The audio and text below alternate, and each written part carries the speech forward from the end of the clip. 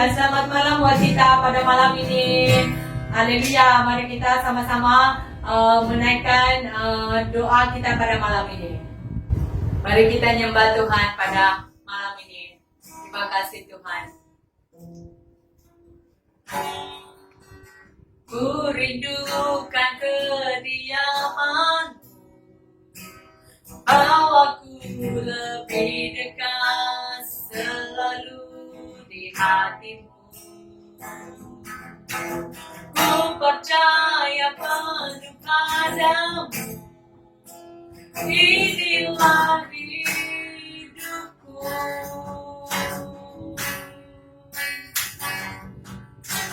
Bukan dengan hanya melihat, namun dengan percaya ku ada kerana-Mu. Ku berikan seluruh hidupku hanya kepadamu.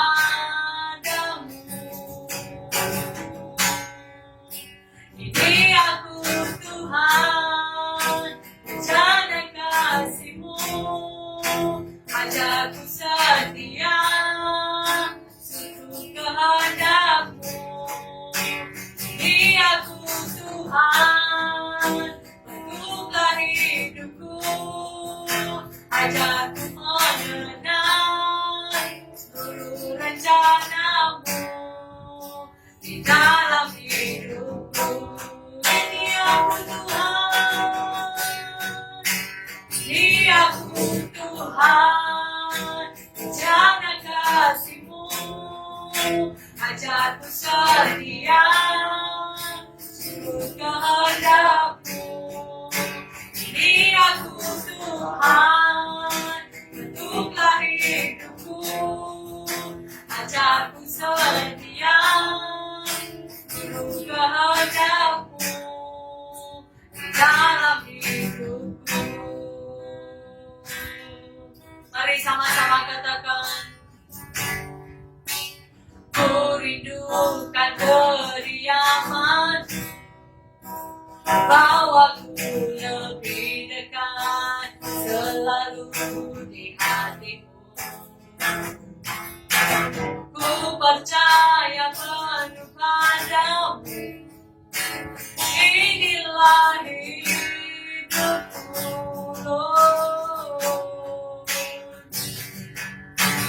Bukan dengan hanya melihat, namun dengan percaya ku ada kerana-Mu. Ku berikan seluruh hidupku hanya kepadamu. Ini aku Tuhan, rencana kasih-Mu, ajarku setia seluruh kehendak-Mu. Ini aku Tuhan, bentuklah hidupku, ajarku mengenal seluruh rencana-Mu di dalam hidupku. Ini aku Tuhan, ini aku Tuhan, bentuklah hidupku, ajarku setia seluruh kehendak-Mu.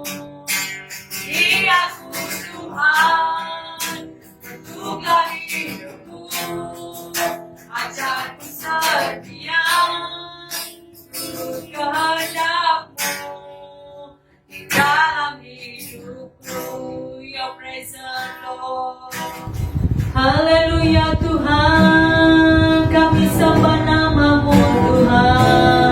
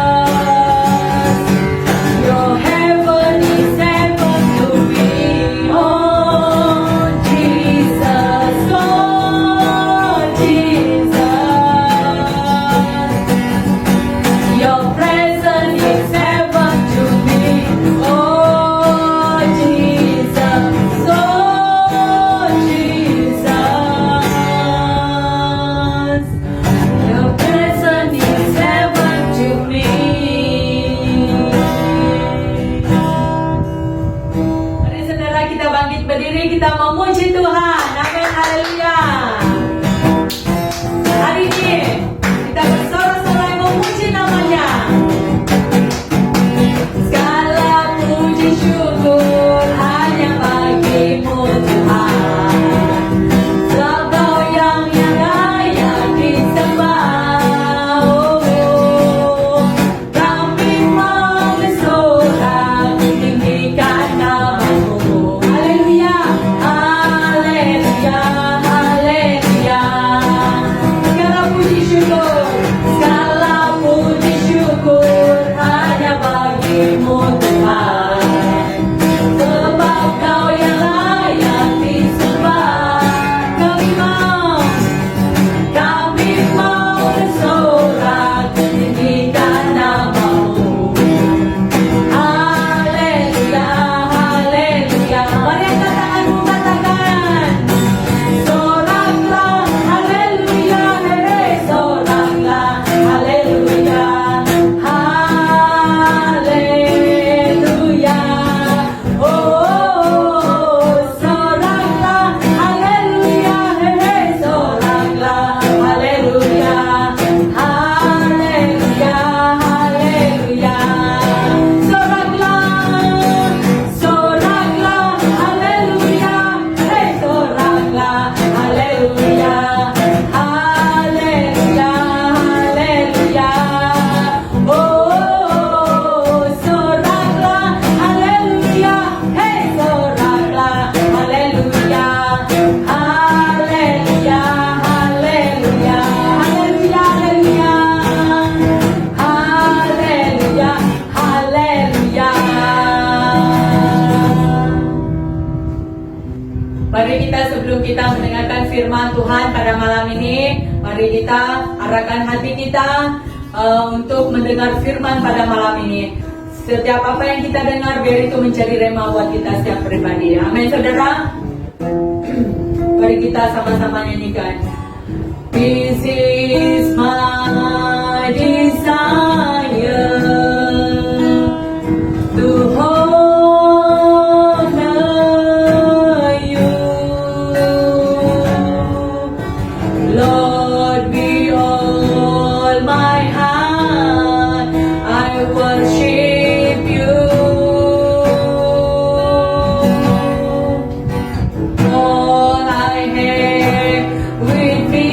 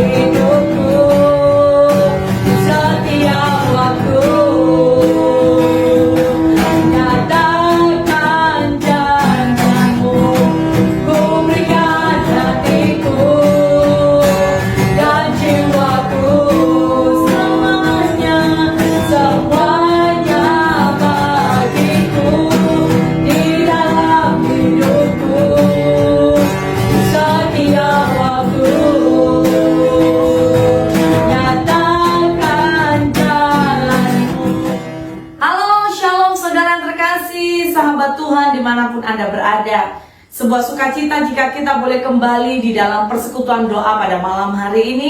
Mari kita siapkan hati untuk kita mendengar firman Tuhan. Bapa di sorga, kami bersyukur Tuhan untuk anugerah dan kekuatan-Mu yang Kau berikan dalam hidup kami.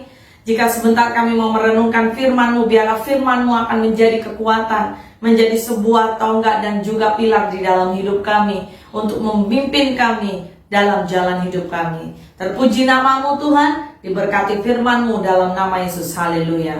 Amin.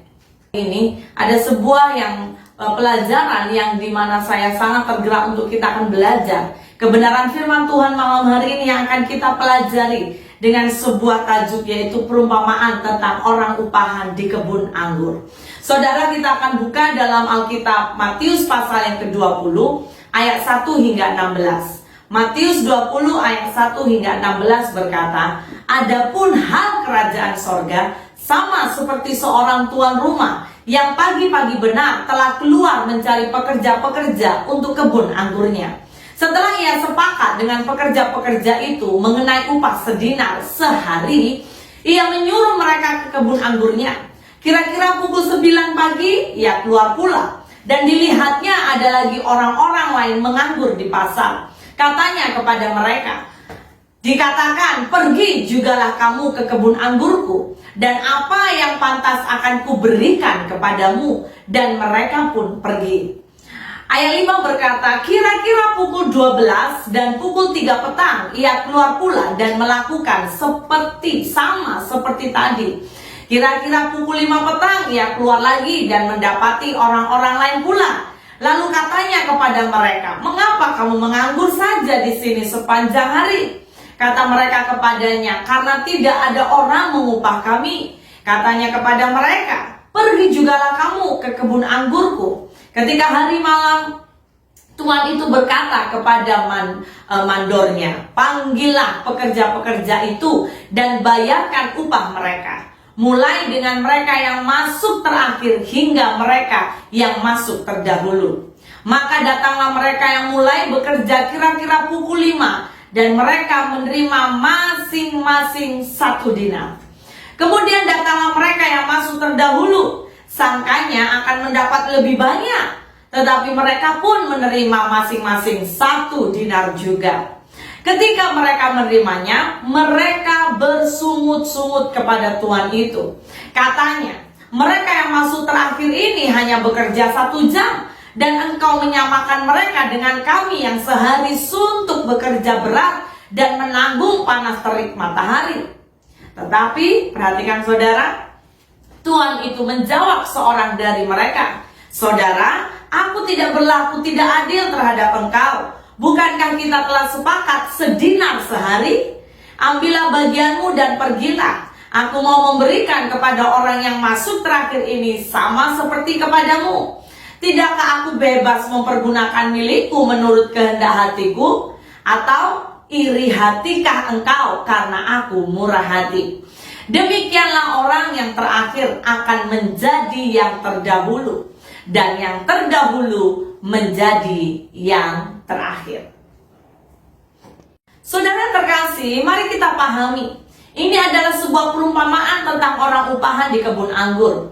Ada seorang tuan memanggil beberapa orang untuk bekerja di kebun anggurnya. Nah, sebelum kita untuk mengenal lebih jauh, mempelajari lebih dalam, untuk bisa memahami cerita ini, sebenarnya kita perlu melihat latar belakang pembagian waktu berdasarkan tradisi Yahudi. Pembagian waktu dalam khususnya di tradisi Yahudi, saudara, ada memiliki jadwal tradisional atau dalam tradisi Yahudi seperti yang namanya pukul tengah malam ya, 12. Kemudian ada juga jam 3 pagi, ada jam 6 sampai 9, dan ada juga yang dikatakan 12 sampai 3 petang ya. Dan juga ada juga senja 9 sampai 12. Nah, kalau orang mendapatkan pekerjaan itu adalah hal yang dinanti hari itu. Mereka itu konteks di Alkitab yang kita perlu pahami. Mereka adalah buruh lepas. Dia bukan buruh pegawai tetap. Jadi ketika mereka bisa dibayangkan saudara, ketika mereka dapat pekerjaan hari itu merupakan sebuah anugerah, sebuah keuntungan sebetulnya. Mereka dapat upah untuk dalam hari itu 1 hari sedinar. Ya, kalau sekitar hari ini ya kurang lebih mungkin Anda boleh memperkirakan ya kurang lebih 30-40 ringgit ya, bahkan mungkin 50 ya, tidak sampai sekitar itu. Dan itu merupakan anugerah sebetulnya. Nah, memilih dalam beberapa jam di mana kita boleh lihat sang tuan itu mencari pekerja. Ya, yang pertama pekerja itu dipanggil sekitar pukul 9 pagi dan diberikan janji bekerja hingga upah sehari ya, sampai kurang lebih pukul 6 petang dengan 1 dinar. Kemudian dipanggil juga sang tuan itu memanggil atau mencari pekerja pukul 12 tengah hari.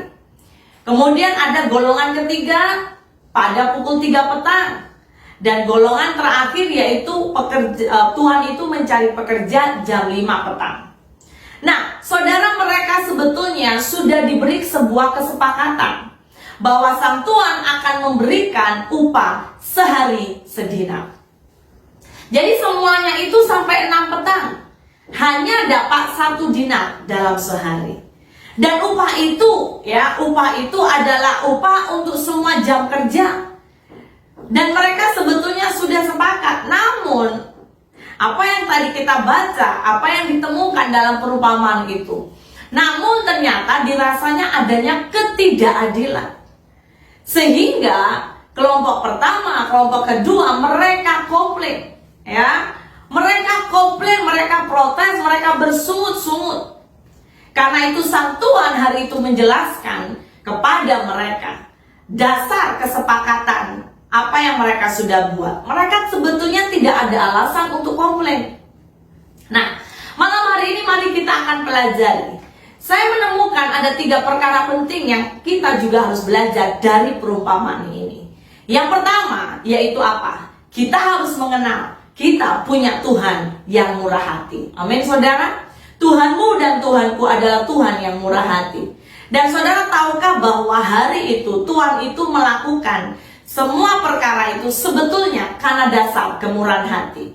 Jadi dia tidak merugikan orang. Perhatikan ayat 15 secara detail. Ayat 15 berkata, "Tidakkah aku bebas mempergunakan milikku menurut kehendak hatiku? Atau irikah engkau karena aku murah hati?" Saudara ingat bahwa Tuhan kita adalah Tuhan yang murah hati. Tapi yang kedua, kita juga perlu belajar. Dari pelajaran perumpamaan ini, kita harus sadar bahwa Tuhan kita juga Tuhan yang berdaulat. Ketika Tuhan berdaulat, tidak ada sesiapa yang boleh komplain. Sekali lagi di akhir perumpamaan itu, Tuhan Yesus mengatakan dengan jelas bahwa ayat 16, "Demikianlah orang yang terakhir akan menjadi yang terdahulu, dan yang terdahulu akan menjadi yang terakhir." Maksud perumpamaan itu adalah tentang orang-orang upahan di kebun anggur, yaitu adalah perbezaan upah di antara orang percaya, ingat, di kerajaan sorga. Dan hanya Tuhanlah yang dapat menilai semua pekerjaan kita dengan tepat dan adil. Di sisi lain, kita pelajari juga poin yang ketiga, pelajaran ketiga, yaitu tentang apa, saudara? Ini sangat penting. Saya berdoa agar di masa-masa ini kita perlu belajar. Bagian ketiga kita pelajari yaitu mengenai sikap iri hati atau cemburu. Kecemburuan adalah akar persoalan yang sering kita akan temukan dan sering berimpak sangat-sangat serius. Perhatikan baik-baik sikap dari para pekerja di dalam kelompok pertama. Anda akan mendapati bahwa unsur pokok yang mereka ekspresikan, semua ekspresi mereka sebetulnya bersumber dari apa? Kecemburuan, sebuah iri hati. Yesus bertanya kepada mereka, saudara, ayat 15 tadi dikatakan apa? "Iri hatikah engkau karena aku murah hati?" Dalam bahasa Inggris digunakan istilah evil eyes, ya, matamu itu jahat. Itu dalam terjemahan Inggris, yang merupakan sebuah istilah dengan arti cemburu atau iri hati. "Iri hatikah engkau karena aku murah hati?" Begitulah Yesus menanyakan mereka karena mereka terlihat kecewa. Mengapa mereka kecewa?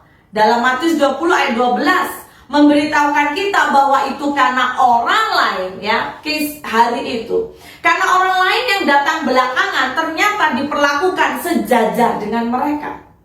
Para pekerja dari kelompok pertama merasa bahwa hal itu tidak adil.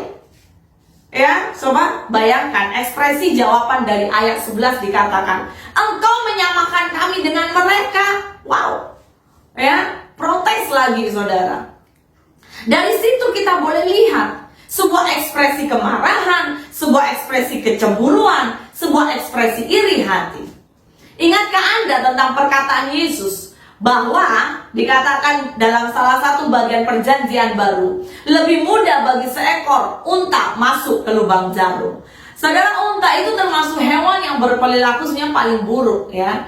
Mereka itu selalu bertingkah dan juga menggerutu. Dan di sini kita bisa melihat bahwa hal itu sama terulang lagi.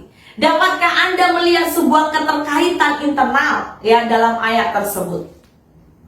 Pekerja di kelompok pertama adalah unta-unta yang tidak bisa masuk ke dalam kerajaan, sama seperti unta yang tidak dapat melewati lubang jarum. Tak ada hal yang lebih penting dibandingkan sebuah sikap seseorang dalam hidup ini. Saudara, malam hari ini saya mau mengingatkan buat kita. Jika Anda memiliki sebuah sikap tertentu, ya, Anda akan bereaksi dengan cara tertentu. Karena apa? Itu watak Anda. Jika Anda termasuk golongan yang pertama ini, maka secara tak terhindarkan Anda akan bereaksi seperti itu. Ketika melihat ada sesuatu yang tidak adil, Anda akan dengan mudah iri hati, komplain, ya, bersungut-sungut. Oleh karena itu saya mau berkata, betapa pentingnya kita anak Tuhan harus mengalami perubahan sikap. Amin, saudara. Sikap adalah hal yang saling berpengaruh di dalam hidup ini. Sebagai contoh, sikap yang salah akan berakibat kepada rusaknya hubungan. Pikirkan contohnya, ya, saya memberi contoh malam ini, ya, khususnya dalam hubungan suami istri. Suami istri sering mengalami masalah. Pertanyaannya adalah bukan siapa yang salah dan siapa yang benar, tapi yang penting adalah seperti apa sikap kedua orang itu.